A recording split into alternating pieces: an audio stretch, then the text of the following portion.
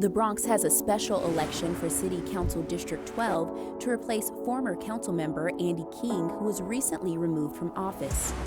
So if you live in the neighborhoods of Baychester, Co-op City, Edenwald, Eastchester, Wakefield, and Williamsbridge, here's what you need to know. Special Election Day is Tuesday, December 22nd. Early voting will be taking place Saturday, December 12th to Sunday, December 20th. The deadline to request an absentee ballot is Tuesday, December 15th. Visit voting.nyc for more information on this special election, to find out your poll site, and more. Before casting your vote, you have the opportunity to learn about the candidates and issues in your community on your BronxNet TV channels. Tune in to Bronx Talk on Monday, December 14th at 9 p.m. here on BronxNet Optimum Channel 67 and FiOS 2133. Let your voice be heard. Let your voice be heard.